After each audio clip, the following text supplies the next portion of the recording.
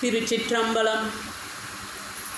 திருவாக்கும் செய்கர்வம் கைகூட்டும் செஞ்சொல் பெருவாக்கும் பீடும் பெருக்கும் உருவாக்கும் ஆதலால் வானோரும் ஆணை முகத்தானை காதலால் கூப்புவா தம்கை என்று விநாயகப் பெருமானை வணங்கி மண்கண்ட வெண்குடை கீழாக மேற்பட்ட மன்னரும் என் பண்கண்டளவிற்கு பணியச் செய்வாய். படைப்போன் முதலாம் மின்கண்ட தெய்வம் பல்கோடி உண்டேனும் உன்போல் கண்கண்ட தெய்வம் உள்ளதோ சகலகலா வல்லியே என்று சரஸ்வதி தேவியை வணங்கி நான் பிறந்த மண்ணிலே வீட்டிலிருந்து அருள்பாலித்து கொண்டிருக்கும் வேதநாயகியுடனுரை சாந்தநாத சிறர் வணங்கி இன்றைய இனிய மாலை பொழுதிலே இருபெரு சுந்தரியுடனாய மருதீஸ்வரருடைய அருளால் நாம் அனைவரும் இங்கே கூடியிருக்கின்றோம். இந்த இனிய தருணத்திற்காக உபயதாரராக விளங்குகின்ற பெருமகனார் இல்லத்திற்கு இறையருள் கிட்ட வேண்டும் என்று வேண்டிக்கொண்டு அவர்களுக்கு நன்றியை தெரிவித்துக் கொண்டு மேலும் நம் ஆலயத்தின் செயற்குழு உறுப்பினர்கள் மற்றும் அலுவலர்கள் அனைவருக்கும் நன்றியை தெரிவித்துக் கொண்டு நமது தேவாசிரிய மண்டபத்தின் ஊதுவாமூர்த்தியாக நமக்கு உறுதுணையாக வருகின்ற அன்பு சகோதரர் பேச்சியப்பனுக்கு நன்றியை தெரிவித்துக் கொண்டு இன்றைய தினம் நாம் காணவிருப்பது அறிந்த அறியாத அணுக்கத் தொண்டர்கள் என்ற வகையில் ஒரு சிறிய இடைவெளியில் நான் இங்கு வருவதற்கு இறையருள் கூட்டுவிக்கவில்லை, அப்படி தான் சொல்லணும். என் வினையின் காரணமாக என்று நான் பொதுவாக எடுத்துக்கொள்வேன் எதுவானாலும். அந்த வகையில் என் உடல்நிலையின் காரணமாக ஒரு சிறிய இடைவெளிக்கு பிறகு மீண்டும் இறைவன் இங்கே என்னை அமர்த்தி என்னுடைய உரையை கேட்கும்படியாக உங்கள் அனைவரையும் சந்திக்க வைப்பதில் பெரும் மகிழ்ச்சி. நாம் இன்றைக்கி பார்க்க போகிறது என்னென்னா அணுக்கத் தொண்டர்கள்.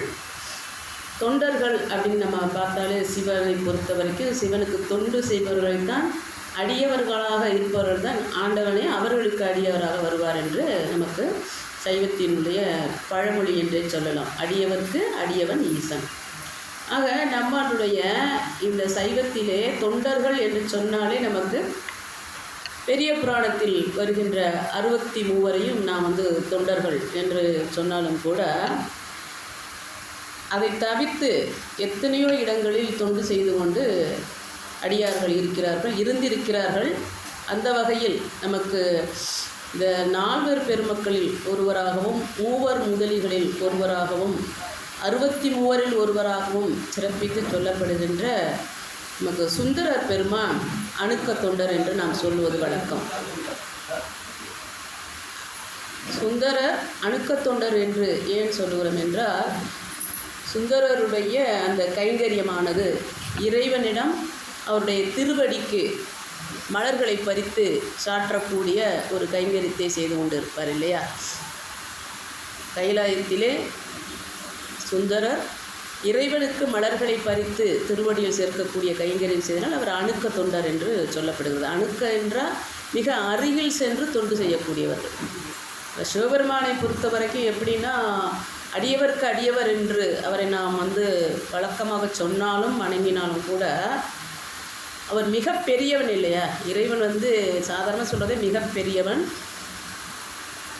அப்படிப்பட்ட இறைவனுக்கு அருகிலே செல்வது அதை பெரிய மிகப்பெரிய காரியம் இல்லையா. இறைவனுக்கு அருகிலே சென்றவருக்கு தொண்டு செய்வது மிகப்பெரிய காரியம். அந்த கைங்கரியத்தை செய்தவர் தான் சுந்தரர். நாம் அறிந்த அணுக்கத் தொண்டர் அவர். நாம் அறிந்த அணுக்கத் தொண்டர் சுந்தரர் என்றாலும் அறியாத அணுக்கத் தொண்டர் இருக்கிறார். வெகுவாக பெரும்பாலும் யாரும் அறியாத அணுக்கத் தொண்டர்களும் இருக்கிறார்கள். அதில் ஒருவரை பற்றி தான் நாம் இன்றைக்கு பார்க்க இருக்கிறோம். இன்றைக்கு அறிந்த அறியாத அணுக்கத் தொண்டர் என்ற தலைப்பிலே நாம் சிந்திக்க இருப்பதால் அறிந்த அணுக்கத் தொண்டர் என்ற வகையில் சுந்தரர் பெருமானை பற்றி சுருக்கமாக சொல்லப்போனால் நாம் அனைவரும் அறிந்த ஒன்று தான். அவர் கைலாயத்திலே இறைவனுடைய பிம்பத்தை இறைவனை பார்த்து சுந்தரா என்று அழைத்த பொழுது வெளிப்பட்டவர். அதன் பின்னர் இறைவனுக்கு மலர்களை பறித்து திருவடியில் சாற்றுகின்ற கைங்கரித்து செய்யக்கூடிய அணுக்கத் தொண்டராக இருந்த பொழுது நந்தவனத்திலே மலர்களை பறிக்கச் செல்லுகிறார். அங்கே இருந்த பார்வதி அம்மையினுடைய சேடி பெண்களை பார்த்து மையலுறுகிறார். அதன் காரணமாக இறைவனுக்கு அச்செய்தி தெரிந்து உலகத்திற்கு சென்று இந்த உலக வாழ்க்கை உயிர்த்துணர்ந்து வா என்று அனுப்பி வைக்கிறார். இதுதான் அவருடைய திருச்சரிதத்தின் துவக்கம் இல்லையா. பூவுலகிற்கு சுந்தரர் ஏன் வந்தார் அப்படின்ட்டு. வந்த பிறகு கூட அவர் என்ன பண்ணுறாரு, அணிந்திதி கமலினி என்ற அந்த பெண்களும் கூட அவர்களுடைய உலக வாழ்க்கையை உயிர்த்து வரும் பொருட்டு அவர்களும் பூவுலகிற்கு அனுப்பப்படுகிறார்கள். அவர்தான் பறவை நாச்சி, சங்கிலி நாச்சி என்ற பெயரிலே இங்கே பூவுலகிற்கு வருகிறார்கள்.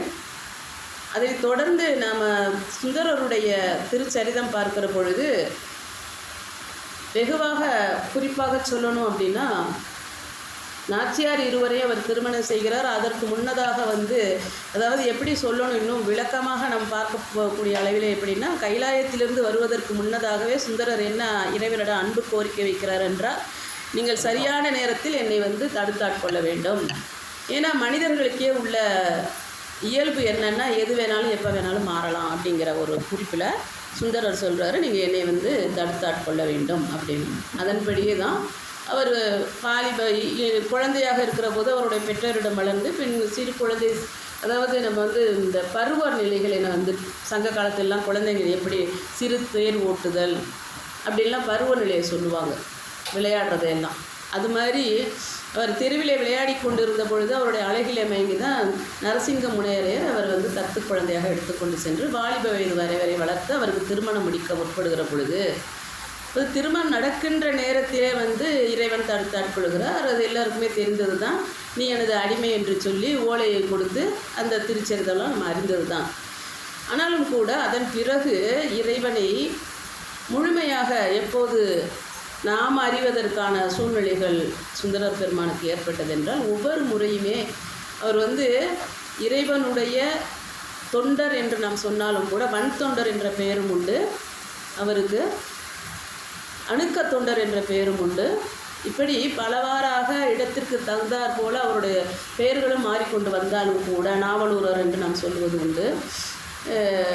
இருந்த போதும் கூட என்ன அப்படின்னா, சுந்தரர் என்ற பெயர் இறைவன் மட்டுமே அவரை அழைத்திருக்கின்றார். நமக்கு பெரிய புராணத்திலோ மற்ற இடத்திலோ சுந்தரர் என்று சொல்லப்படவில்லை.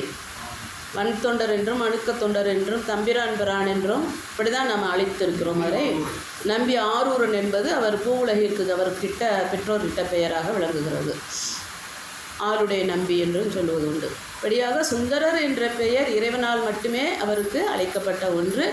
அதனாலேயே சுந்தரருக்கு அந்த பெயர் மீது விருப்பமில்லை என்று சொல்கிறார்கள் ஆன்றோர்கள். அந்த பெயரை சொல்லி இறைவன் அழைத்த பிறகுதான் அவரை பிரிந்து நாம் வெளியிலே இந்த பிம்பத்திலிருந்து அதன் பிறகு இந்த பெண்களை பார்த்து நந்தவனத்தில் மையலுற்ற பிறகு அதன் காரணமாக விட்டோம் என்பதனால். ஏன்னா பூவுலகிற்கு வருவதற்கு முன்ன வரைக்குமே சுந்தரர் என்று தான் அழைக்கப்பட்டார் இறைவனால். சுந்தரா என்ன நடந்தது என்றுதான் கேட்கிறார் இல்லையா? அதனால் அந்த பெயர் விட்டு அழைத்த பிறகு நாம் அந்த குற்றத்திற்கு ஆளாகி பூவுலகிற்கு விட்டோமே என்ற எண்ணத்தினாலே அவருக்கு அந்த பெயர் மீது விருப்பமில்லை என்று சொல்வதாக அடியவர்கள் குறிப்பிடுகிறார்கள். ஆனால் நாம் பல பெயரில் அவரை அழைத்து கொண்டு வருகிறோம். அப்படி அணுக்க தொண்டராக இருந்த சுந்தரர் என்ன பண்ணுறாரு, நமக்கு தெரிந்த அளவில் அவருடைய வரலாறு விரிவாக எல்லோருக்குமே அடிக்கடி நாம் அதை நினைவு கொள்ளக்கூடிய அளவிலே நிறைய நிகழ்வுகள் நாம் பார்த்து கொண்டு வருகிறோம். அந்த வகையில் அவர் என்ன பண்ணுறார், இந்த திருத்தொண்டர் புராணம் பிறப்பதற்கு காரணமாக இருந்திருக்கின்றார். அப்புறம் அவர் சம்பிரான் தோழன் என்று அழைக்கும்படியான ஒரு உரிமை இறைவனிடம் இருந்ததனால அவர் நிறைய அவர் வேண்டியதெல்லாம் பெற்றிருக்கிறார் என்று சொல்லலாம் இல்லையா? ஆனால் அவருடைய வாழ்க்கையை வைத்து நாம் பார்க்கிற பொழுது இறைவன் அடியவருக்கு அடியவராக வந்தாலும் கூட சுந்தரரை அணுக்கத் தொண்டராக இருந்த சுந்தரரை தன்னுடைய தோழனாக ஏற்றுக்கொண்டாலும் கூட தவறு செய்தால் அதற்குள்ள தண்டனையை கொடுத்திருக்கிறார் இறைவன். அதுதான் நம்ம அவருடைய வாழ்க்கையில் நம்ம பார்க்குறது. தம்பிரான் பிரான் என்றும் தோழர், இறைவனுக்கே தோழனாக இருந்தவர் என்று நாம் சொன்னாலும் கூட அப்படிப்பட்ட அவருக்கே இறைவனுடைய பிம்பமாக வந்த அவருக்கே கூட இறைவன் தண்டனை என்பது கொடுத்திருக்கிறார். அதான் இதில் முக்கியமாக என்னென்னா, உலக வாழ்க்கையில் முக்கியமானது திருமண வாழ்க்கை. அந்த பெண்களை கண்டு அவர் மையலுற்றதன் காரணமாக பெண்களை கண்டு அவர்களோடு சென்று இந்த உலக வாழ்க்கை உயிர்த்துணர்ந்து வர வேண்டும் அனுப்பப்பட்ட பிறகு அவர் திருமணத்திற்கு முற்படுகிறார், தடுத்தாட்கொள்ளப்படுகிறார். அதன் பிறகு பறவை நாச்சியாரை திருமணம் செய்கிறார் திருவாரூரிலே. அவரை பிரிந்து திருவொற்றியூரிலே சங்கிலி நாச்சியாரை திருமணம் செய்கிற பொழுது அவர் விட்டு பிரிய மாட்டேன் என்று சொல்லி சத்தியம் செய்து கொடுக்குறார் சுந்தரர் இல்லையா? அவர் திருச்சரித்தில் நம்ம அறிஞர் கொன்றார். அதன் பிறகு திருவொற்றியூரில் இருக்கிற பொழுது திருவாரூர் தியாகேஸ்வருடைய அந்த நினைவுகள் வருகிற பொழுது, அந்த திருவிழாக்களும் நினைவு வந்த பொழுதும் அவருடைய முதல் மனைவியாக விளங்கிய பறவை நாச்சியாருடைய எண்ணம் வந்ததுனால அவர் அங்கிருந்து புறப்படுகிறார். சத்தியத்தை மீறிவிட்டு திருவொற்றியூரினுடைய எல்லையை தாண்டுகிற போது அவருக்கு 2 கண்களும் பறிபோயின. அது இறைவன் கொடுத்த தண்டனை தான். ஏன்னா இறைவனுக்கு முன்னதாகவே அவர் இருந்தது பிரிய மாட்டேன்னு சத்தியம் செய்து கொடுத்திருக்கிறார். அதனால் அது மாறியனால அவர் அது கண்களை இறைவன் பறித்திருக்கிறார், பார்வையற்று இருக்கின்றார் சுந்தரர்.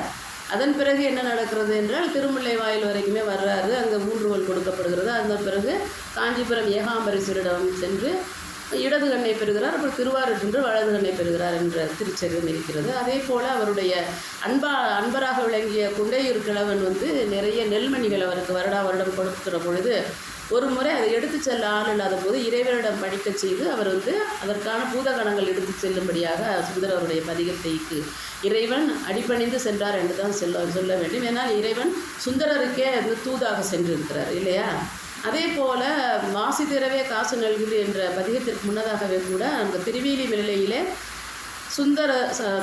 அப்பரும் ஞான சம்பந்தருமாக பொற்காசுகளை பெற்றதன் காரணமாக இவரும் போய் கேட்குறாரு. பொற்காசு தான் கேட்குறாரு முதல்ல. அதன் பிறகு இறைவன் என்ன பண்ணுறாரு, அவருக்காக செங்கற்கற்களை கொடுத்து அது பொன் கட்டிகளாக கொடுக்குற பொழுது அவற்றை கொண்டு போய் மணிமுத்தாரிலே போட்டு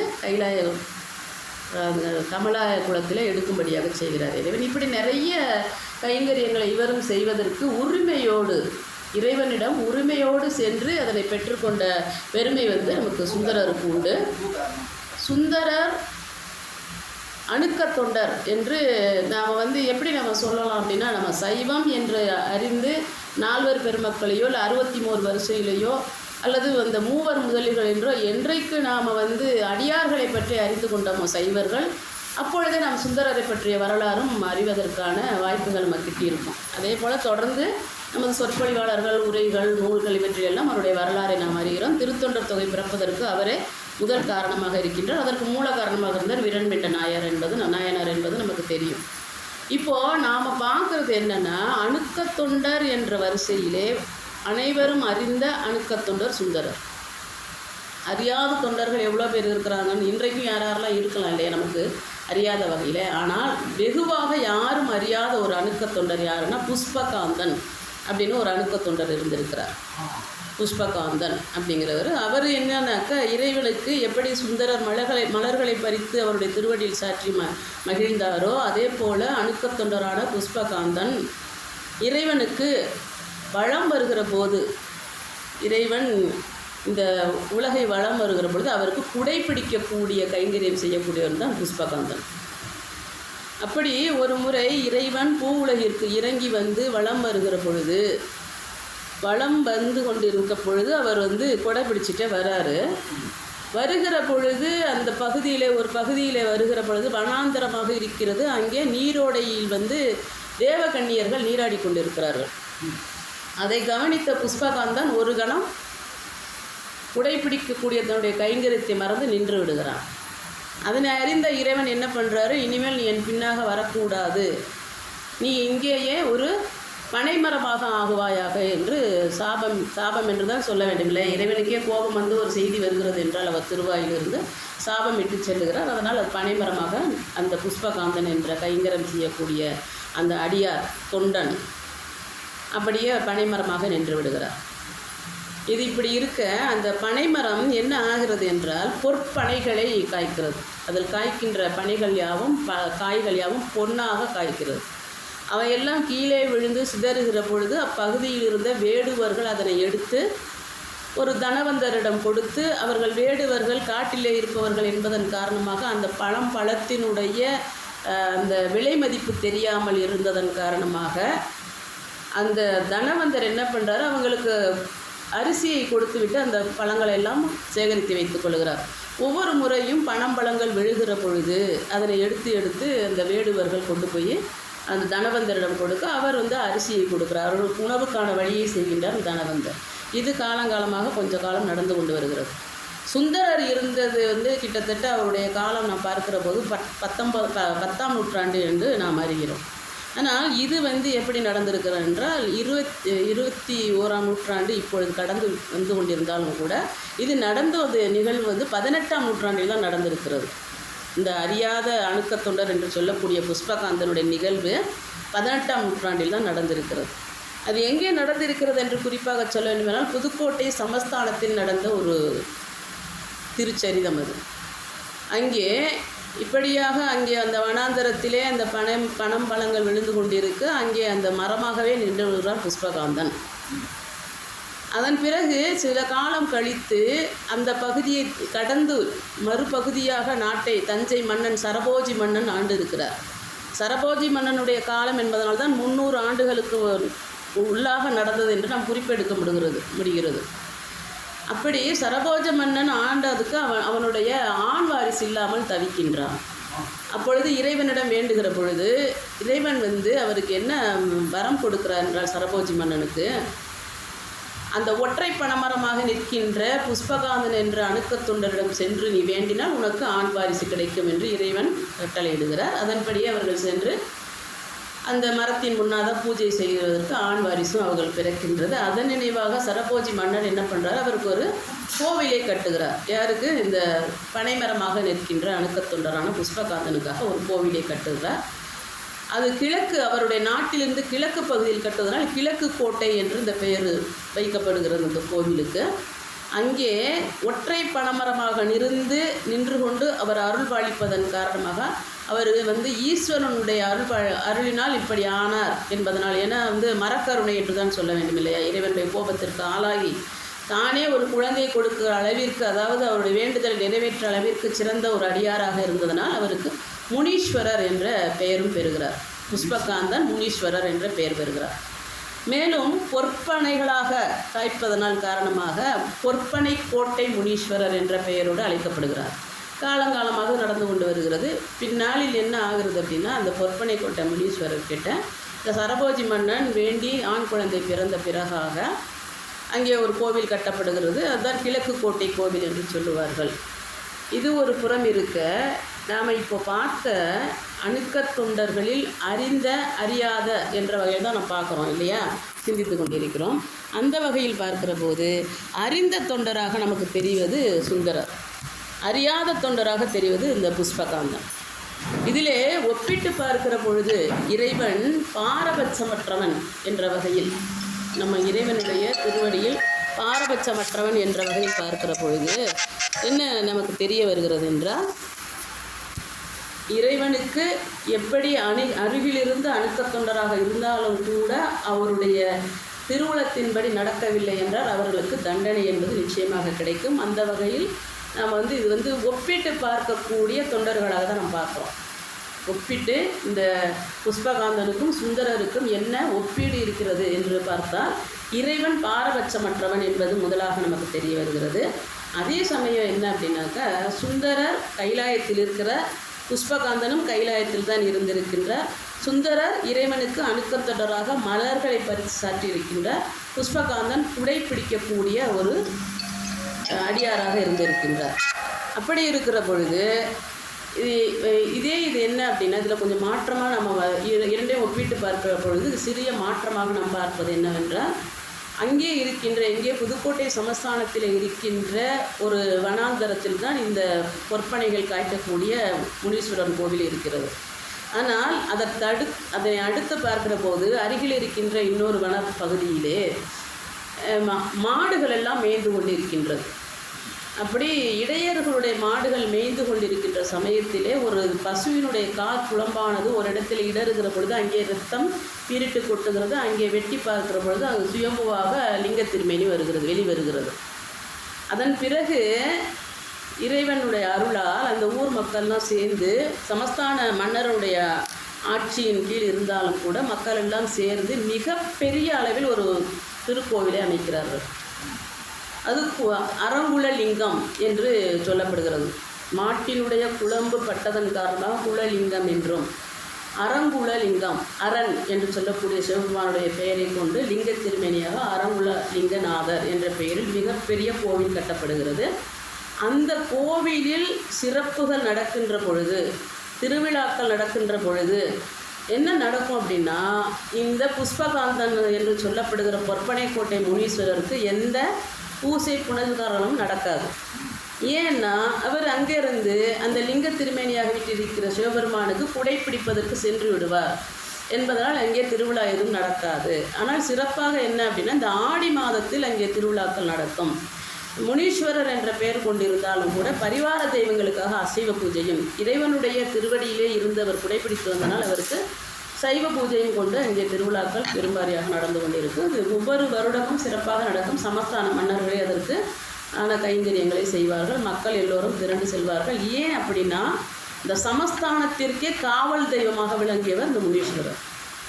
நம்ம முனீஸ்வரர், அப்புறம் இது கிராம தேவதை இல்லையா கூட இஷ்ட தேவதை, சிறு தேவதை என்ற வகையில் பார்க்காமல் இறைவனுடைய கைங்கரியம் செய்த அணுக்க தொண்டர் என்ற கண்ணோட்டத்தில் நாம் பார்க்க வேண்டும். அதுதானே உண்மை இல்லையா? அணுக்க தொண்டராக எப்படி சுந்தரர் இருந்தாரோ அதே போல இவர் இருந்திருக்கிறார். ஒப்பிட்டு பார்க்கிற பொழுது சுந்தரர் எப்படி முதலையுண்ட பாலகனை மீட்டெடுத்தாரோ, ஒரு ஆண் குழந்தை மீட்டெடுத்து கொண்டு வரார் இல்லையா, 2 வயது குழந்தை இங்கே அவிநாசியிலே அவிநாசி அப்பர் சந்நிதியிலிருந்து. இன்றைக்கும் பார்த்தோம் அப்படின்னா சுந்தரருக்கு ஒரு தனி சந்நிதி இருக்கிறது. அதற்கு எதிர்த்தா போல் எல்லா லிங்க திருமேனியோ அல்லது எல்லா கருவறை தெய்வங்களுக்கும் எதிர்த்தாற் போல அவருடைய வாகனம் இருக்கும் இல்லையா, அதுபோல் சுந்தரருடைய சன்னதிக்கு எதிர்த்தாப்புல முதலையே இருக்கிறத நம்ம பார்க்கலாம் இல்லையா. அங்கே வாகனம் போல் முதலையே வைத்திருக்கிறார்கள். முதலையுண்ட பாலகனை சுந்தரர் வெளிக்கொணர்ந்திருக்கின்றார். அதே போல் இந்த சரபோஜி மன்னனுக்காக இறைவனுடைய அருளால் இந்த முனீஸ்வரருடைய கைங்கரியத்தில் அவருக்கு குழந்தை பிறந்திருக்கிறது. ஆண் குழந்தை பிறந்து வாரிசு உருவாகி இருக்கிறது என்பதை ஒப்பிட்டு பார்க்கலாம். அதே போல் இறைவனுக்கு கைங்கரியம் செய்தவர்கள் இருவருமே. ஒருவர் மலர்களை பறித்து இறைவனுடைய திருவடியில் சாற்றக்கூடிய சுந்தரர். இவருக்கு ஒரு சிறப்பு என்னென்னா, பெயரே புஷ்பகாந்தன் இல்லையா. புஷ்பங்களே ஈர்த்து கொடுக்கக்கூடிய அளவில் இருக்கின்ற ஒரு அடியாராகத்தான் அவர், அணுக்க தொண்டராகத்தான் இருந்திருக்கிறார் இந்த முனீஸ்வரர். மேலும் என்ன அப்படின்னு சிறப்பு அப்படின்னு பார்க்குறப்போ, இந்த காவல் தெய்வமாக இருக்கின்றார்னு சொல்கிறோம் இல்லையா அந்த முனீஸ்வரர். எந்த வகையில்னா, இந்த புதுக்கோட்டை சமஸ்தான மக்களுக்கு காவல் தெய்வமாக இன்றளவிற்கும் அந்த தெய்வத்தை தான் வணங்குகிறார்கள். அந்த பணம்பழங்கள் யாவும் இறைவனோட அருள ஒரு காலகட்டத்தில் காய்க்காமல் போய்விடுகிறது. அதன் பிறகு அந்த வேடுவர்கள், அதன் பிறகு தான் சொல்கிறாங்க எல்லார்கிட்டையும், அந்த வேடுவர்கள் இந்த போல் பழங்கள் பொன்னாக காய்த்தது, அதை நாங்கள் எடுத்துக்கொண்டு போய் தனவந்தரிடம் கொடுத்தோம் என்ற உண்மையை அவர்கள் அப்போது தான் சொல்கிறார்கள். பொதுவாக சிறப்பாக எடுக்கப்படுகிற பொருள்களோ இல்லை புதையல்களோ வேறு ஏதாவது சிறப்பாக இருக்கின்றது அரசாங்கத்துக்கு ஒப்படைக்க வேண்டும். அந்த காலத்தில் இப்போ என்ன நடக்குது நமக்கே தெரியும். ஆக அந்த காலகட்டத்தில் அதுபோல் நடக்கிறது அந்த வேடுவர்கள் சொன்ன பிறகு எல்லா பழங்களையும் இந்த அரசாங்கம், புதுக்கோட்டை சமஸ்தான மன்னர்கள் தனவந்தரிடமிருந்து பறிமுதல் செய்து விடுகிறார்கள். பறிமுதல் செய்த அத்தனை பணம்பழங்களும் இன்றைக்கும் சமஸ்தானத்தின் கருவூலத்தில் வைக்கப்பட்டிருக்கிறது. இன்றைக்கு பாதுகாத்து வைக்கப்பட்டிருக்கிறது. இது ஒரு சிறப்பாக சொல்லப்படுகிறது. ஒற்பனைக்கோட்டை முனீஸ்வரர் என்று சொல்லுகிற போது வேறு எந்த வகையில் சிறப்பாக சொல்லப்படுகிறார் என்றால், எங்கெல்லாம் ஒற்றை பனைமரம் நிற்கின்றதோ அங்கெல்லாம் அந்த முனீஸ்வரர் வாசம் செய்கிறார் என்று ஒரு நம்பிக்கை அந்த ஊர் மக்களிடம் உள்ளது. அதனால் என்ன பண்ணுவாங்க அப்படின்னா, அந்த ஒற்றை பனைமரம் நிற்கிற இடத்துல பூஜை நடக்கும். மேலும் ஒவ்வொரு வீடுகளிலும் கொல்லைப்புறம் வைத்து கட்டுவார்கள். அப்படி இல்லை என்றால், ஒருவேளை அப்படி கட்ட முடியும் என்றால், பின்பகுதியில் இருக்கின்ற சுவற்றிலே சிறிய துளையிட்டு விடுவார்கள். ஏன்னா ஒற்பனைக்கோட்டை முனீஸ்வரருடைய பார்வை எங்கும் படும் என்ற நம்பிக்கை அந்த ஊர் மக்களுக்கு உண்டு. இப்படியாக அறியாத ஒரு தொண்டராக இருந்த அந்த பொற்பனைக்கோட்டை முனீஸ்வரர் எப்படி இறைவனுக்கு கைங்கரியம் செய்யும் பொருட்டாக அவர் அந்த பெண்களை நீராடுகிற பொழுது, இப்போ சுந்தரர் என்ன பண்ணுறாரு, மலர்களை பறிக்கிற போது அந்த கமலினி அணிந்திதை என்ற 2 சேடி பெண்களை பார்த்ததன் காரணமாக பூவுலகிற்கு வருகிறார். முனீஸ்வரராக விளங்குகின்ற புஷ்பகாந்தன் என்ன பண்ணுறார் அப்படின்னா, நீராடுகிற பொழுது ஒரு சனப்பொழுது அந்த பெண்களை திரும்பி பார்த்து விடுகிறார். அவர்கள் நீராடிய அந்த சிறு ஓடை போல் இருப்பது இன்றைக்கும் இருக்கிறது. பால் போல அங்கே நீர் இருக்கும் என்று ஒரு சிறப்பு கூட சொல்லுவார்கள். பாலாறு என்று சொல்லப்படுகிற அளவிலே அது ஒரு சிறந்த நீரோடையாக ஓடிக்கொண்டிருக்கிறது. இந்த திருச்சரிதத்தினாமையே இன்றைக்கு பார்க்குறோம் அப்படின்னா, இறைவன் எங்கும் நீக்கமர நிறைந்திருப்பவன், வற்றாய் இருப்பு, இருகரம் சேர்ந்து அறியாதவன் இல்லையா. யாரையும் அவர் வணங்கினது கிடையாது. ஆனால் பாரபட்சமற்றவன் என்ற வகையிலும், யாராக இருந்தாலும் எல்லாருக்குமே ஒரே போல அருள்பாலிப்பது போல ஒரே போல கண்ணோட்டத்தில் பார்த்து அவர்கள் என்ன செய்கிறார்களோ அதற்கு தகுந்த வினைக்கழிவுகளை செய்யக்கூடியவர் இறைவன். அதுதான் இல்லையா. இறைவனை நாம் என்ன சொல்கிறோம் அப்படின்னா, அன்பே சிவம் அப்படிங்கிறதா நம்மளுடைய தத்துவம் இல்லையா? அன்பே சிவம். அப்படிப்பட்ட இறைவன் எப்படி உள்ளவர்கள் அவருக்கு என்னதான் கைங்கரியம் செய்தாலும் அவருடைய திருவடியே நாம் பற்றி கொண்டு இருந்தாலும் கூட நாம் செய்கின்ற தப்பிற்கு தண்டனை கொடுக்கக்கூடியவர். அதுதான் என்ன சொல்லுவோம் அப்படின்னா, வினையை ஊட்டக்கூடியவர், கருணை காட்டக்கூடியவர். இறைவனை பற்றி நம்ம சொல்லணும் அப்படின்னா வினையை ஊட்டக்கூடியவர். எந்த காலகட்டத்தில் நாம் செய்த வினைக்கு பலன் இல்லாமல் போகாது.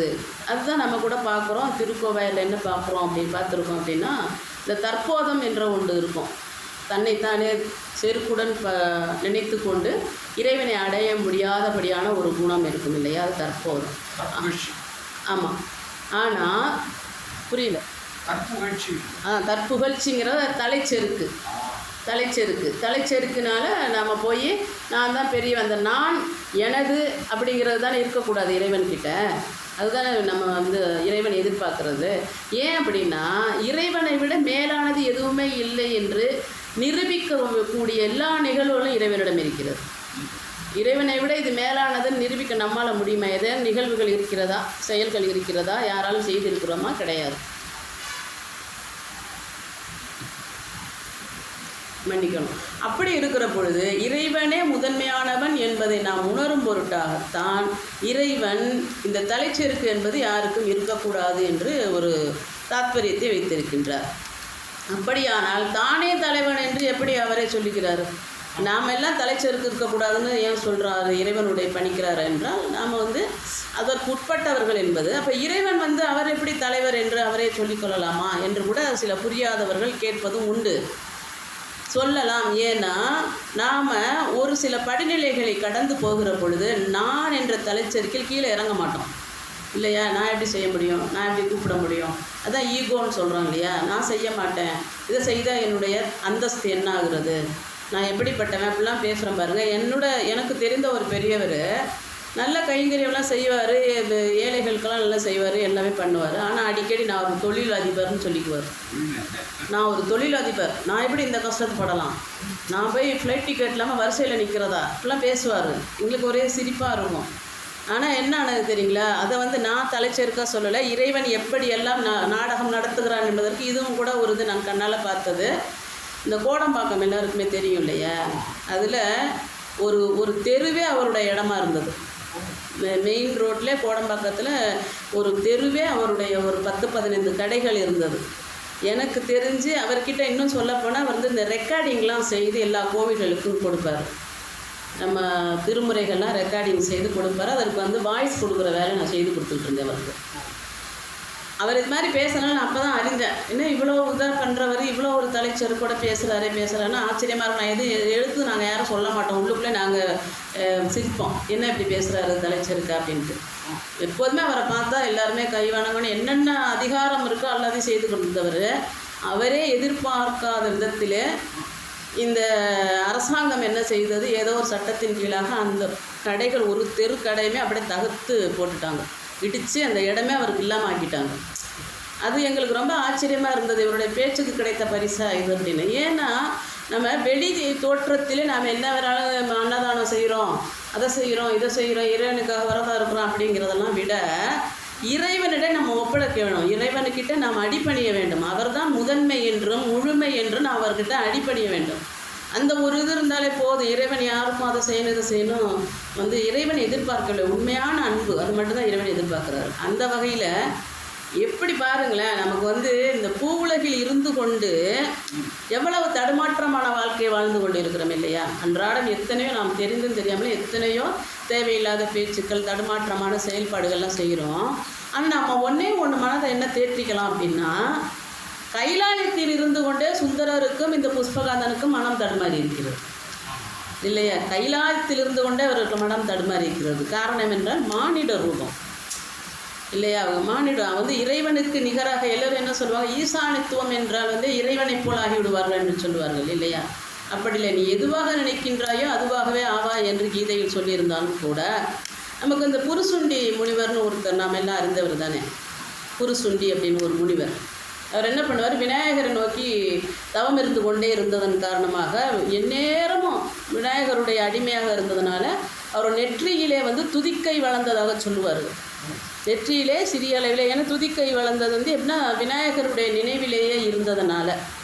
அதே போல் பாருங்கள், நமக்கு அபிராமி தாயார் வந்து நினச்சதுனால அபிராமி பட்டருக்கு அமாவாசையை முழு நிலவாக தெரிந்திருக்கிறார். அப்போது நம்ம என்ன நினைக்கின்றோமோ அதுவே நமக்கு உள்வாங்கக்கூடிய சக்தி இறைவன் நம்ம கொடுத்திருக்கின்றார். அதனால தான் நல்லதே நினைக்கணும், நல்லதே செய்யணும், நல்ல வழியிலே நடக்கணும். அப்போ நல்லது செய்தால் நல்லது தான் நடக்கும். அப்படின்னா நான் நல்லது தான் செய்கிறேன், எனக்கு நல்லதே நடக்கலையே அப்படின்னு நம்ம எண்ணுறோம், நமக்கு அப்படி தோன்றுறது அப்படின்னா அது காரணம் நாம் கிடையாது இல்லையா? நம்மளை போகிற அடுத்தவங்களும் நினைக்கணும் இல்லையா? அப்போ அவங்களுடைய எண்ணங்கள் வினை கழிவுகள் எல்லாமே நம்மளையும் சாடுகிற பொழுது சில விடயங்கள் நடக்க தான் செய்யும். அதெல்லாம் தாண்டி நாம் வரக்கூடிய சக்தியை தரக்கூடியவர் தான் இறைவன். அப்போ நம்ம என்ன பண்ணணும்? மாணிக்கவாசகர் சொன்னது போல் அடியார் திருக்கூட்டத்தில் இருந்தால் அதுக்கு நன்மை பயக்கும். எந்நேரமும் அடியார் திருக்கூட்டத்தில் இந்த காலகட்டத்தில் இருப்பது கடினம். அதனால் என்ன பண்ணணும்? நாம ஜபம் சொல்லுவது சிறப்பாக இருக்கும். அப்படி நாமம் ஜபம் செய்தாலே மேன்மையான வாழ்வு கிடைக்கும் என்ற அளவிலே நமக்கு அருள்பாலிக்கக்கூடிய இறைவனின் அருகிலே இருந்து அணுக்கத் தொண்டராக இருந்த சுந்தரரும் புஷ்பகாந்தனுமே நிலை தடுமாறி போகிறார்கள் இல்லையா? அவர்களுக்கும் இறைவன் தண்டனை கொடுத்தே தீர்ந்திருக்கிறார். பூவுலகிற்கு சென்று விட வேண்டும் என்று. இது நடந்தது வந்து சுந்தரர் வந்து பூவுலகிற்கு வந்து தான் தன்னுடைய வினையை கழிக்கின்றார். ஆனால் புஷ்பகாந்தன் இறைவன் இந்த உலகை சுற்றி வருகிற பொழுது அங்கே நடந்த ஒரு நிகழ்வினாலவே பூவுலகிலே தங்கி விடுகிறார். பிற்காலத்தில் அவர் வந்து கைலாயம் சென்றார் என்ற செய்திகளாம் கூட இருந்தாலும் இன்றளவிற்கும் இந்த புஷ்பகாந்தன் என்ற பெயர் பெரும்பாலும் யாருக்கும் அந்த செய்தி நடந்த அந்த புதுக்கோட்டை சமஸ்தான மக்களுக்கே தெரியாது. அவருடைய இயற்பெயர் புஷ்பகாந்தன் என்பது யாருக்கும் தெரியாது. பொற்பனை கோட்டை முனீஸ்வரர் என்று தான் சொல்லுவார்கள். மேலும் காவல் தெய்வம் எப்படி வந்து குலதெய்வத்திற்கு எல்லோரும் வேண்டிக் கொண்டு குழந்தைகளுக்கு காது குத்துதல் மொட்டை அடித்தெல்லாம் செய்வாங்களோ அதே போல் இந்த முனீஸ்வரருக்கு செய்வாங்க. அப்படி ஒரு சிறப்பு வாய்ந்த ஒரு அடியாராக அவர் இருந்திருக்கிறார். அவருடைய இந்த சரிதமானது யாருக்கும் அதிகப்படியாக தெரியாது. மேலும் என்ன அப்படின்னா சாதாரண மக்களுக்கு நம்மை போல அது இந்த இடத்துல வந்து நம்மை போலன்னு அதாவது சொல்லணுங்கிறக்காக சொல்லணும். நாம் வந்து பெரியதுன்னு நம்ம சொல்லிக்கிற அந்த எண்ணத்தில் நாம் வந்து இங்கே பதிவிடவில்லை. நம்மை போல என்றால் அதிகப்படியாக சைவத்திலே ஊன்றி செல்லக்கூடியவர்களுக்கு தெரியக்கூடிய விடயம் என்ன அப்படின்னாக்கா அணுக்க தொண்டர்னா யார், அது வந்து சுந்தரர் அப்படிங்கிறது. அணுக்கம் என்றால் என்ன என்பது நமக்கு அறிந்திருக்கின்றோம். அதே போல் சுந்தரரை போலவே இப்படி புஷ்பகாந்தன் என்ற ஒரு அடியாரும் இருந்திருக்கிறார் என்று வெகுவான மக்களுக்கு அந்த பகுதி மக்களுக்குமே தெரிஞ்சிருக்க வாய்ப்பு கிடையாது. இந்த செய்தி கூட நான் எப்படி அறிந்தேன் என்று சொன்னால் நமக்கு வந்து இந்த வடபழனி முருகன் கோவிலில் ஒரு நூலகம் இருக்குது பாருங்கள். அந்த நூலகத்தில் கிடைத்த ஒரு அரிய புத்தகத்தில் உள்ள செய்தி தான் இத்தனையும். அந்த காவல் தெய்வத்துக்கு அடிமையாக இருக்கிற வழிவகையிலே வந்தவங்க தான் நாங்கள். இப்போ நாங்களும் அந்த கோவில் போய் செய்வோம். இப்படி ஒரு பின்புலமான திருச்சரிதம் இருக்குதுன்னு எனக்கே அப்போ வரைக்கும் தெரியாது. அதுக்கப்புறம் தான் நான் வந்து வடபழனி கோவிலில் கண்ட பிறகு தான் இது வந்து எப்படி நான் இதை சொல்லணும் அப்படின்னா இந்த செய்தி எல்லோருக்கும் தெரிந்திருந்தாலும் சுந்தரரை பற்றிய செய்திகள் ஒரு புறம் இருந்தாலும் கூட என்னுடைய முதுகலை பட்டத்தில் வந்து செய்யக்கூடிய ஒப்பீட்டு ஆய்வில் இந்த கட்டுரையை நான் பதிவு செய்திருக்கிறேன் பல்கலைக்கழகத்தில். ஆமாம், 2 அணுக்கத் தொண்டர்கள், அறியாத தொண்டர்கள், அறியாத அணுக்கத் தொண்டர்கள் என்ற வகையில் இருவரையும் ஒப்பிட்டு எழுதப்பட்ட கட்டுரையின் பிரதிபலிப்பு தான் நாம் இன்றைக்கி உங்கள்கிட்ட பகிர்ந்து கொண்டிருக்கிறோம். ஆக இந்த அளவிலே செய்யக்கூடிய இறைவன் சாதாரண மனிதர்களாக பிறந்திருக்கின்ற நமக்கு எப்படியெல்லாம் எண்ணத்தை மாற்றக்கூடிய வினைகள் வரும் அப்படிங்கிறதை நம்ம புரிந்து கொள்ள வேண்டும். அப்படி வருகின்ற பொழுது இந்த வினைக்கு ஏற்ப நாம் செய்கின்ற ஒவ்வொன்றையும் இறைவன் கண்காணித்து அதற்கு தகுந்தவாறு தான் நமக்கு வந்து பங்கீடு கொடுப்பார். நம்மளுடைய வாழ்க்கையானது பிரதிபலிப்பை கொடுக்கக்கூடியது என்பதை நாம் முதலில் புரிந்து கொள்ள வேண்டும். அதே போல் பார்த்தீங்க அப்படின்னா இறைவனுடைய மேலும் ஒரு அறியாத அணுக்கத் தொண்டர்கள் என்ற வகையில் இவர்கள் இருவரையும் பார்த்தாலும் கூட இறைவன் பாரபட்சமற்றவன் என்று சொல்லக்கூடிய அளவிலே நமக்கு மேலும் சரிதங்கள் என்ன கிடைத்திருக்கிறது என்று சொன்னால், எப்படி வந்து திருவேணிமலையிலே பொற்காசு கொடுத்தார்களே இறைவன், சம்பந்தருக்கும் அப்பருக்கும் பொற்காசுகள் கொடுத்து பஞ்சம் போக்கினார். இந்த காசுகள் இருவருக்குமாக கொடுத்த காசிலிருந்து அப்பருக்கு கொடுத்த காசில் வாசு தீரவே காசு நல்கிறது என்று சம்பந்தர் பாடுகிற அளவிற்கு அவர் வந்து குறையற்ற காசுகளாக கிடைத்ததாகவும் இவர் குறையுள்ள காசுகளாக அல்லது வாசு என்று சொல்லக்கூடிய குறையுள்ள காசுகள் கிடைத்ததாக சம்பந்தருக்கும் ஒரு நிகழ்வு நடந்ததுனால தான் அந்த பதிகமே பாடப்பட்டிருக்கிற அந்த பதிகத்தினை படித்து இன்றைக்கு நாம் காசுகள் பெற்று இருக்கிறோம் என்று சொல்லப்படுகிறது.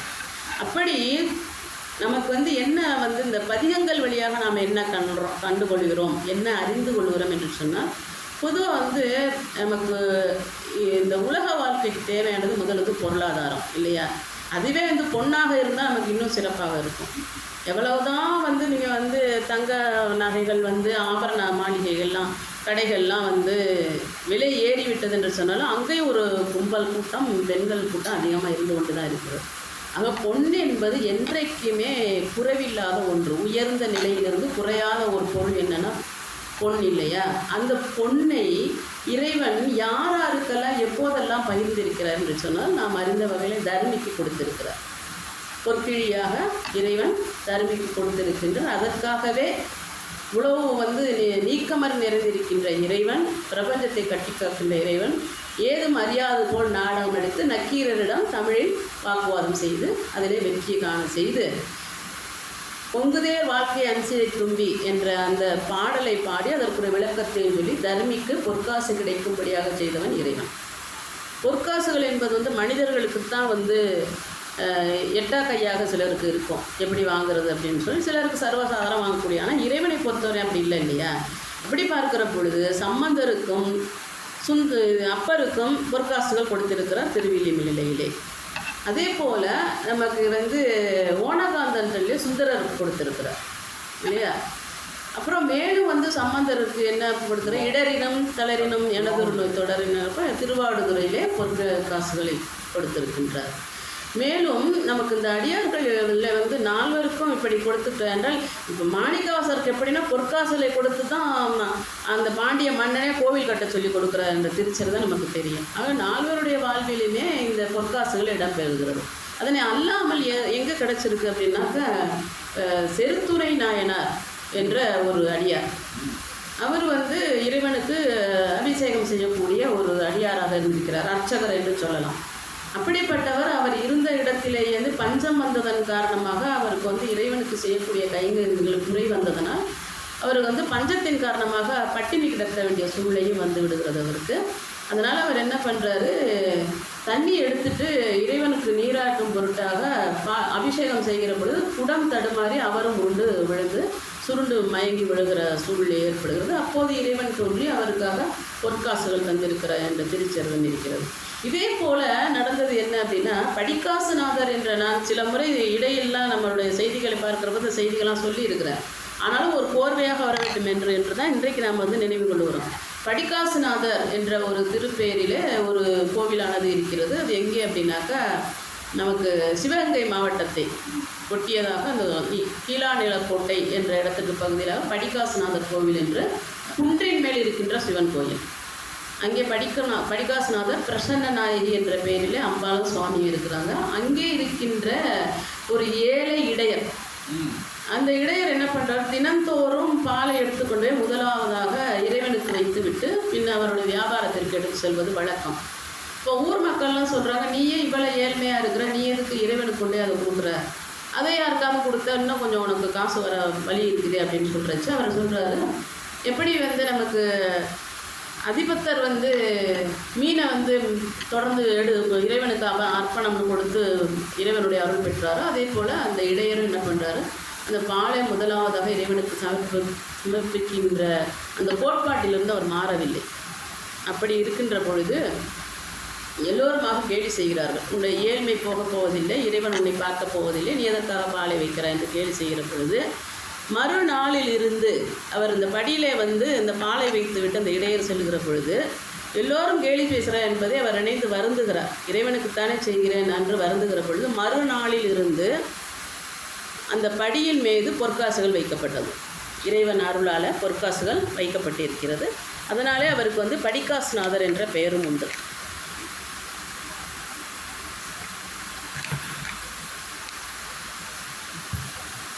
இப்படியாக இறைவன் என்ன நோக்குகிறார் என்று சொன்னால், யார் உண்மையாக இறைவனை நினைக்கின்றார்களோ, யார் வந்து உண்மையான பக்தியை செலுத்துகிறார்களோ, அடுத்தவருக்கு தீங்கிழைக்காமல் இருப்பதும் ஒரு பக்தி தாங்க இல்லையா? பிறர் மனை நோக்காமல் இருப்பது, அடுத்தவருக்கு இழைக்காமல் இருப்பது, இதெல்லாம் வந்து பக்தியின் வரிசையில் தான் வரும். நம்ம வந்து பூவு இந்த மாலை மரியாதையெல்லாம் செய்து அர்ச்சனை பண்ணி எல்லாம் பண்ணி ஒரு கைங்கரியம் என்றால் கூட நமக்கு இது மாதிரி நல் எண்ணங்கள் செயல்பாடுகள் இருக்கிற போது அந்த இடத்துல இறைவன் வந்து குடி வருவான் என்று சொல்வார்கள். அப்படிப்பட்ட உள்ளத்தில் தான் இறைவன் குடியிருக்க வருவான். இப்படி பொற்காசுகளை ஈந்த இறைவன் படிகாசுநாதர் என்று பேரும் பெரும்படியாக அந்த ஏழை இடையருக்கு பொற்காசுகளை வைக்கின்றார் என்று சொல்லப்படுகிறது. எல்லோருக்குமே பாரபட்சமற்றல். இப்போது இடையர்கள் என்று சொன்னால் நமக்கு வந்து ஆனாயனாயனர் ஞாபகம் வரும் இல்லையா? அவர் தான் மேய்ச்சலில் வந்து பசுக்களுக்கெல்லாம் அவர் அந்த நமச்சிவாய் என்ற மந்திரத்தை அவர் புல்லாங்குழலில் மோதி எல்லா ஜீவராசியிலும் நிற்கும்படியாக செய்து இறைவன் இறங்கி வந்து அதை ஆட்கொள்கிறார் என்று பார்த்திருக்கிறோம். அதே போல் விசார சர்மர் என்ற பேரில் சண்டேஸ்வரரும் கூட பசுக்களை மேய்த்து தான் அவருடைய இரக்க குணத்தின் காரணமாக பசுக்களை இடையர் அடிக்கிறார் என்றனால தான் இவர் பசுவை வந்து இந்த அந்தனராக இருந்த விசார சர்மரே பசுக்களை மேய்க்கக்கூடிய சூழ்நிலைக்கு மாற்றப்படுகிறார். ஆக எல்லோருக்குமே இறைவன் இறங்கி வருவான் என்பதற்கு வந்து இன்னொரு ஒரு காரணம் என்ன ஒரு நிகழ்வு பார்க்கலாம் அப்படின்னா, இந்த நம்ம முன்னமே பார்த்த பாருங்க, அரங்குள்ள லிங்கநாதர். அங்கே இந்த பசுக்கள் மேய்த்தவர்களுடைய மேய்ச்சலினத்தில் தான் இந்த லிங்க திருமேனி தோன்றியுள்ளது. அதனாலே இன்றைக்கும் அவர்கள் தான் முதல் பூஜைக்கு அவருடைய பால் தான் கொண்டு வைப்பாங்க. இன்றைக்கும் அந்த அரங்குலநாதர் கோவிலில் இடையர்களுடைய பால் தான் முதல்ல பெற்றுக்கொள்கிறார்கள் அங்கே பூசணிக்காக. இப்படி எந்த இடத்தில் நீங்கள் போய் பார்த்தோம் அப்படின்னாலும் யார் முதன்மைப்படுத்தப்படுவார்கள் என்றால் இறைவனுக்கு முழு அடிமையாக இருப்பவர்கள் இறைவனுக்கு முதன்மையாக கருதப்படுகிறார்கள். அவர்களே சமுதாயத்திலும் முதன்மையாக போற்றப்படுகிறார்கள். இது வந்து நம்ம கண்ணுற்று பார்க்கக்கூடிய ஒன்று தான். எல்லா இடத்துலையுமே இப்போ வந்து நமக்கு கோவில்கள் எல்லாம் முதன்மைப்படுத்தப்படுவது யாருன்னா, யார் அதிக பலம் மிக்கவர்களாக எல்லாவற்றிலும் செல்வத்திலும் சரி வீரத்தில் என்னென்ன இருக்கோ அந்த பலத்திற்கு தான் இங்கே பயன்படுத்தப்படுகிறார்கள். கண்ணுற்று பார்க்கக்கூடிய ஒன்று. ஆனால் இறைவன் யாரை பார்ப்பார் அப்படின்னாக்கா, யார் உண்மையாக இருக்கிறார்களோ அவரை நோக்கி யார் செல்லுகிறார்களோ அப்படி இருந்தவங்க தாங்க 63 செல்ல முடியும். நம்ம நிறைய தடவை என்ன நான் கூட சொல்லியிருக்கேன் அப்படின்னா, நமக்கு வந்து கோவிலில் வந்து யாரையும் பார்த்து வணங்கக்கூடாது, மனிதர்கள் வணங்கக்கூடாது, காலணிகள் அணிந்து செல்லக்கூடாது, குடைப்பிடித்து கொண்டு செல்லக்கூடாது இல்லையா? அதெல்லாம் செய்யக்கூடாதவை. செய்யக்கூடியவை திருச்சின்னம் அணிந்திருக்க வேண்டும், ருத்ராட்சம் அணிந்திருக்க வேண்டும். அதெல்லாம் ருத்ராட்சமும் திருநீரும் அணிந்திருந்தாலே போதும். உள்ளுக்குள்ளே அவர்கள் எப்படிப்பட்டார்னா நாம் அவரை பார்த்து வணங்க வேண்டும். ஏனென்றால் சிவச்சின்னம் அணிந்திருக்கக்கூடிய சிறப்பு அவர்களுக்கு இருக்குது என்று ஒரு ஐதீகம் இருக்கிறது நமக்கு. அப்படிப்பட்டவர்களை நாம் வணங்கலாம்.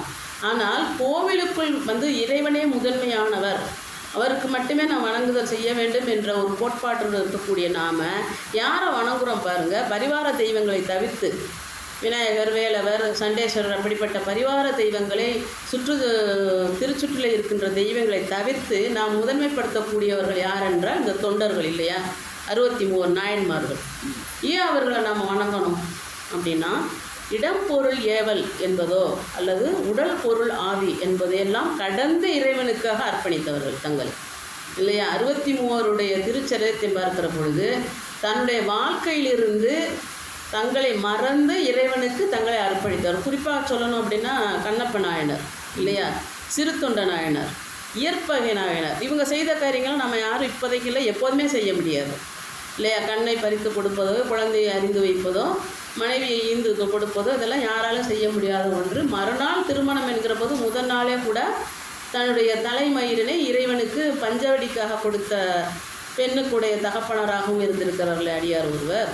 இப்படியாக நிறைய பேரை நம்ம தொண்டர்கள் என்று பார்க்கிற போது இன்றைக்கும் நாம் எந்த நேரத்தில் இறைவன் யாரை எப்படி மாற்றுவான் ஏற்றுக்கொள்வான் யாருக்குமே சொல்ல முடியாதுங்க. அவர் இவருடைய செயல்பாடு அவருக்கு மட்டுமே தெரியும். இப்போ நான் முன்னாடி சொல்ல வந்தது என்ன அப்படின்னா, ஈசானுக்கு என்றால் இறைவனாக மாறிவிடலாம் என்றால் ஒருபோதும் யாரும் இறைவனாகவே மாற முடியாது. இறைவனுடைய தன்மை நமக்கு வருமே தவிர அவருடைய கல்யாண குணங்கள் நமக்கு வரப்போவது கிடையாது. ஆக அப்படிப்பட்ட சிறப்புமிக்க இறைவன் என்ன பண்ணுறார் அப்படின்னா, யார் என்ன செய்கிறாங்க அப்படிங்கிறத கண்ணுற்று பார்ப்பதற்கு முன்னதாகவே நமக்கு தலையெழுத்தில் எழுதி விடுவார் என்று சொல்லப்படுகிறது இல்லையா? அந்த தலையெழுத்தை மாற்றக்கூடிய தலைச்சிறந்த ஒரு ஆளுமை மேன்மை யாருக்கு இருக்குன்னா சிவபெருமானுக்கு உண்டு. மேலே என்ன சொல்லுவாங்கன்னா, சிவ அம்சமாக விளங்குகின்ற முருகப்பெருமானுக்கு இருக்குன்னு சொல்லுவாங்க. ஏன்னா அவரை சிவ அம்சமாக தான் வந்திருக்கிறார் இல்லையா? அவருடைய தண்டை கால்கள் பட்டாலே நம்மளுக்கு தலையெழுத்து மாறும் என்று திருப்புகழ் சொல்லப்படுகிறது. ஆனால் இறைவனிடம் நாம் போய் பணிந்து விட்டோம் என்று சொன்னால் நம்மளுடைய தலையெழுத்து மாறும். எந்த வகையில் நாம் செய்த வினைக்கு ஏற்ப மாறும். அதை தான் நம்ம நினைவு வைத்துக் கொள்ள வேண்டும். நம்ம செய்த வினைக்கு ஏற்ப தான் அது வந்து மாறும், நிச்சயமாக மாறும். எப்போ மாறும் அப்படின்னா, அவரே நம்ம சரணம் என்று சரணாகதி அடைய வேண்டும். சரணாகதி அடைந்து விட்டால் இறைவன் என்றைக்கு நம்மை கைவிட மாட்டார். இந்த ஆன்மாவானது நம்மை பின்பற்றி வருகிறது என்று அதையும் இறைவன் எப்பொழுதும் எழுதி வைத்திருப்பான். இந்த ஆன்மா இந்த காலகட்டத்தில் இந்த நேரத்தில் நம்மை பின்பற்றி வரும் என்று முக்காலும் உணர்ந்தவன் என்பதால் இறைவனுக்கு தெரியும். அதை உணரக்கூடிய தன்மை ஆன்மாவான நமக்கு எந்த பொழுது வருகிறதோ அப்பொழுது யார் வேணாலும் என்ன வேணாலும் மாறலான்னு சொல்கிறதுக்கு இன்னும் கூட இறைவனிடமிருந்து வெளிப்பட்டவள் தான் இறைவி இல்லையா? இறைவனுடைய சக்தி தான் ஆற்றலாக வெளிப்படுகிறது. அந்த வகையில் பார்க்குற போது காளி தேவி கூட அப்படி தான் இல்லையா? காளி என்றாலே நமக்கு வந்து ஒரு பயம், அந்த பேரை கேட்டாலே எல்லாருக்குமே ஒரு பயம் வரும். அதுவும் பத்திரகாளின்னு சொன்னால் படையே நடுங்குன்னு சொல்லுவாங்க. ஆனால் என்னென்னா பத்திரம் என்றால் மங்களம் என்று பொருள், மங்களம் என்று தான் பொருள். பத்திரம் என்று சொன்னால் மூலிகைக்கும் சொல்லுவது உண்டு, வில்வ பத்திரம் அப்படிலாம் சொல்லும் பாருங்கள். ஆனால் மங்களம் என்ற பொருள் உண்டு. ஏன்னா இறைவி மங்கள ரூபிணியாகத்தான் காளியாக இருக்கின்றார். நம்ம ஏன் காளியிடம் நெருங்கி செல்லுவதில்லை என்று சொல் நியாயத்தை வெளிப்படுத்தக்கூடியவள். நம்ம மனித அளவில் என்ன வேணாலும் போய் நியாயத்தை சொல்லி நம்மளுடைய எண்ணத்திற்கு ஏற்ப அடுத்தவர்களை பழிவாங்கக்கூடிய எண்ணமெல்லாம் கூட நமக்கு வரும். ஆனால் காளியிடம் போய் முறையிட்டோம் என்று சொன்னால் அவள் வந்து நியாயப்படி தான் செயல்படுவாள். அப்படிப்பட்ட காளி தேவியே எப்படி வந்து எல்லோருக்கும் இறங்கி வந்திருக்காருன்னு சொன்னால் இறைவனுடைய தன்மை இறங்கக்கூடியது. இறைவனிடமிருந்து வெளிப்பட்டதுனால தான் காளி தேவியும் ஒரு ரூபத்திலே வந்து அவளுக்கு தன்மையான உண்மையான சொரூபம் நமக்கு தெரியும். காளினாவே உக்குரமாக ஆடக்கூடியவள், ஆக்ரோஷத்தை காக்கக்கூடியவள், வதம் செய்யக்கூடியவள் அன்று அந்த மாதிரியான ஒரு பிம்பத்தை தான் நம்ம உருவப்படுத்தி வைத்திருக்கிறோமே தவிர அவள் வந்து இறங்கி தாய்மைக்கு உரிய அன்பும் பண்பும் காளி தேவியிடம் உண்டு. அதுக்கு நிறைய சரிதை நம்ம பார்க்கலாம். அதுக்கு வந்து பரமஹம்சர் இருக்கிறார் இல்லையா? விவேகானந்தருடைய குருவாக இருக்கக்கூடிய ராமகிருஷ்ண பரமஹம்சருக்கு வங்கத்து காளியை அருள்பாலித்திருக்கிறார். அதுபோல் வந்து நம்ம அறிந்த அந்த சென்னையிலே காளிகாம்பாளுக்கு சத்ரபதி சிவாஜிக்கு அருள்பாலித்திருக்கிறார் இல்லையா? அதே போல் நமக்கு விகடகவியாக விளங்குகிற தெனாலிராமனுக்கும் காளி தேவி தான் அருள்பாலித்திருக்கிறார். காளிதாசருக்கு காளி தேவி தான் அருள்பாலித்திருக்கிறார். எதுதான் அதை தான் சொல்லாதேன். காளிதாஸ் தான் நான் முதன்மை சொல்லியிருக்கணும். ஐயா வந்து ஞாபகப்படுத்திட்டாங்க. எந்த வகையில் அப்படின்னா ஏதும் அறியாத ஒரு ஆடு மேய்க்கிறவனாக இருந்தவன் தான் காளிதாசன் இல்லையா?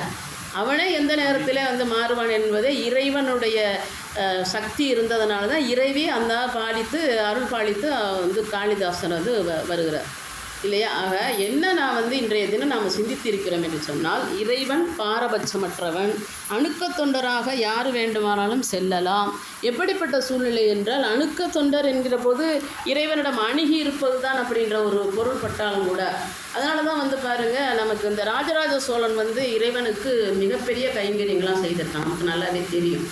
ஏன்னா 1000 ஆண்டுகள் கடந்து கூட பெரிய கோவில் இருக்கிறது என்ற வகையிலே.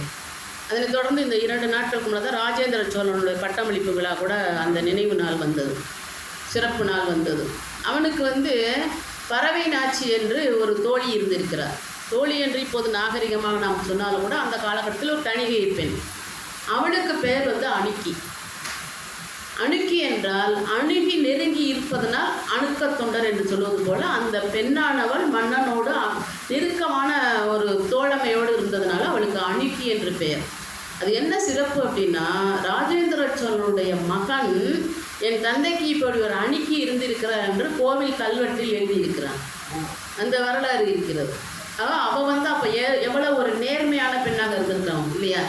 வந்து கணிகையர் குலத்தில் பிறந்திருந்தாலும் நேர்மையாக பெண்ணாக இருந்ததனால் மன்னனுடைய மகனே அவனை எழுதியிருக்கிறார், கல்வெட்டில் பதித்திருக்கிறார் என்று சொல்லலாம். எதற்கு இந்த வரலாற்றை நான் சொல்கிறேன் அப்படின்னா, இந்த அணுக்கி என்றால் எவ்வளவு வந்து இணக்கமானவர் இருக்கக்கூடியவர்கள் என்று அந்த வகையில் தான் நம்ம வந்து இந்த சுந்தரரும் புஷ்பகாந்தனும் இருந்திருக்கிறார்கள். பல்வேறு செய்திகளை வந்து நம்ம ஆங்காங்கே பார்த்தாலும் கூட முதன்மையாக இன்றைய தினம் நாம் சிந்தித்தது என்ன அப்படின்னா இந்த அணுக்க தொண்டர் தான். நாமளும் கூட அணுக்க தொண்டராக செயல்படலாம் இறைவனுக்கு. எப்படின்னா கிட்ட போய் அர்ச்சனை பண்ணணும், அபிஷேகம் பண்ணணும் அப்படின்லாம் கிடையாது. ஏன்னா தர்மி கூட நமக்கு இப்போ திரைப்படத்தில் வந்து நகைச்சுவையாக கட்டப்பட்ட ஒரு கதாபாத்திரம் தர்மி என்ற கதாபாத்திரம் திருவிளையாடல் படத்தில் இல்லையா, நாம் அறிந்த ஒன்று. ஆனால் அவன் திருமணம் செய்வதற்கு கூட வழி இல்லாத ஒரு வறுமை ஏழையாக இருந்திருக்கிறான். திருமணம் செய்ய முடியாத அளவில் வறுமையான ஒரு அந்தனராக பிராமணராக இருந்திருக்கிறான். அர்ச்சகர் வேலையை நான் செய்ய வேண்டும், உன்னை தொட்டு நான் வந்து பூசணைகள் செய்ய வேண்டும், அதற்கு வழி இல்லாமல் இருக்கிறதே என்பதற்காகத்தான் இறைவனிடம் அவன் பொற்காசுகள் கேட்டிருக்கிறான். அதான் அந்த காலத்தில் எனக்கு பொருள் வேண்டும் என்று கேட்ட பொழுது தான் இறைவனுக்கு வந்து இறை அருளால் அந்த மன்னருக்கு ஒரு சந்தேகம் ஏற்பட்டு அதன் பிறகு அந்த நிகழ்வு நமக்கு திருவிளையாடல் புராணத்தில் தெரியும். அவன் வந்து இறைவனை தொட்டு அவருக்குள்ள பூசணைகள் செய்ய வேண்டும் என்று வேண்டிக் கொண்டதன் காரணமாக செய்த திருவிளையாடல் தான் இறைவன் வந்து பொற்காசுகள் அவனுக்கு கொடுத்திருக்கிறான். அவன் திருமணம் செய்வதற்கு வறுமையில் வாடி இருக்கிறான், அதற்கு கூட வழி இல்லாத ஒரு ஏழை பிராமணனாக இருந்திருக்கிறான். ஆக இறைவன் எந்ததெல்லாம் நினைக்கிறோமோ, எதை நன்மையெல்லாம் நினைக்கிறோமோ எல்லாத்தையும் நடத்தி கொடுப்பாருங்க. நம்ம செய்கின்ற செயல்பாடுகளில் எந்த காரணத்திற்காக எப்படி நம்ம ரொம்ப நாட்களுக்கு முன்னதாக கூட நம்ம நினைவு கொண்டு இருக்கிறோம். யாதுமாகி நின்றால் காளி அப்படின்னு சொல்லுவார் பாரதியார். காளி தேவி இல்லை, யாதுமாகி நின்றார், சக்தியானவள் யாதுமாகி நின்றாள். ஆனால் இறைவனே யாதுமாகி தான் நின்றிருக்கிறார், தாயாக வந்திருக்கிறார் இல்லையா? ரத்னாவதி என்ற பெண்ணுக்கு பிரசவம் பார்க்கக்கூடிய தாயாக வந்திருக்கிறார். தந்தையாக அப்படின்னு சொன்னால் நம்ம ஞானசம்பந்தருக்கு தந்தையாக வந்து தான் தோளுடைய செவனிங்கிற போது தாயாரை அனுப்பி ஞானப்பால் கொடுக்க செய்கிறார். மகனாக வந்திருக்கிறார் என்று சொன்னால் நமக்கு வல்லாளகண்ட மகாராஜனுக்காக திருவண்ணாமலையிலே மகனாக வந்து திவசம் கொடுக்கின்ற மகனாக வந்திருக்கிறார். சகோதரனாக வந்திருக்கிறார் என்று சொன்னால் அங்கம்பெட்டிய லீலையிலே ஒரு ஏழை பெண்ணுக்கு தன்னுடைய கணவர் வயதான ஒரு கணவருக்கு மனைவியாக வாய்த்ததன் காரணமாக அந்த வாட்போருக்கு பயிற்சி கொடுக்கக்கூடிய ஏழை வயதானவருக்கு அவள் வாக்கப்பட்டிருக்கின்றாள். அவருடைய சீடனானவன் வாள் பயிற்சி கற்றுக்கொள்ள வந்தான். அந்த பெண்ணை வம்பிழுக்கிற பொழுது, அடாத செயல்களை செய்வதற்கு எண்ணுகிற பொழுது, அவள் சொக்கநாதரிடம் வேண்டுகிற பொழுது அவரே வீரனாக வந்து அவனுடைய அங்கங்களை வெட்டியது லீலை தான் அங்கம் வெட்டிய லீலை. சகோதரன் அவர் வந்து ஒரு சீடராக வந்து காட்சி கொடுத்திருக்கின்றார். அதே போல் முறை மாமனாக வந்து திருச்சபையிலே வழக்காடி சொத்துக்களை வாங்கி கொடுத்து சகோதரனாக வந்து வாக்கியம் கொடுத்துருக்கார். இப்படியாக சிவபெருமானை பொறுத்தவரைக்கும் குழந்தையாக வந்திருக்கிறார் என்று சொன்னால் வந்திருக்கிறார். மருதவன ஐயா, ஆமாம். அப்புறம் மருதவாணர் என்ற பெயரிலே குழந்தையாக பட்டினத்தாருக்காக வந்திருக்கிறார் இல்லையா? அதே போல் பெண்களுக்காக, குறிப்பாக பெண்கள் வந்து நாம் என்ன சொல்லுவோம், சிலர் என்ன சொல்லி நான் கேட்டிருக்கேன் அப்படின்னா 63 ஆண்கள் தான், பெண்களுக்கு அங்கே இடமே இல்லை, அதில் 3 பேர் தான் இருக்காங்க அப்படிம்பாங்க. தனிப்பட்ட கருத்தும் சரி, உண்மையும் கூட ஆராய்ந்து பார்த்த எல்லோருக்கும் தெரியும். அந்த எல்லாருமே இவ்வளோ தூரத்துக்கு மிளிர காரணம் பெண்கள் தான் இல்லை. திருத்தொண்டர் புராணத்தில் வருகின்ற அந்த திருவெண்காட்டு நங்கை இல்லை என்றால் அந்த குழந்தை வந்து வெட்டி கொடுப்பதற்கு சம்மதித்திருக்க மாட்டார்கள் இல்லையா? பெற்றோர்கள் இருவருமே சேர்ந்து செய்யக்கூடிய ஒரு கைங்கரியமாக இருந்திருக்கிறது. அதே போல் நமக்கு திருநீலகண்டம் என்று சொல்லக்கூடிய திருநீலகண்ட நாயனாருடைய மனைவியோட ஒத்துழைப்பு இல்லாமல் இந்த நிகழ்வு நடந்திருக்காரு இல்லை. இயற்பகை நாயனார் அப்படிதான். இதெல்லாம் விட ஐயா சொன்னது போல் முதன்மையாக நாம் எடுத்துக்கொள்வது இயற்பகை. போன்னு சொல்லாமல் என்ன எதுனே கேட்காம பின்னாடியே போயிடுறாங்க பாருங்கள். மேலும் என்ன சொல்கிறாங்க, அவன் வந்து நம்மளை இயற்பகையார் வந்து நம்மளை காப்பாற்றுவாருன்னு இறைவனாக வந்து நிற்கின்ற ஆண்மகன் இறைவன் தான் என்று தெரியாமலே அந்த அம்மா சொல்லிட்டு நிற்கிற அளவில் அவங்க இருந்திருக்கிறாங்க. இப்படியாக பெண்களுமே வந்து இறைவனிடம் முதன்மையான அருள் பெற்றவர்களாகவும் இறைவனால் ஆட்கொள்ளப்பட்டவர்களாக இருந்திருக்கிறார்கள். முதன்மையாக கருதப்படுவது காரைக்கால் அம்மையார் இல்லையா? இது போல் நாம் வந்து இன்றைய தினம் சிந்தித்தது செயல்கள் எல்லாமே ஆங்காங்கே ஏதேதோ திருக்கதைகள் போல இருந்தாலும் கூட சைவத்திலே நடந்திருக்கக்கூடிய சிறப்பு செய்திகளை நம்ம வந்து இன்றைக்கி பகிர்ந்திருக்கிறோம்.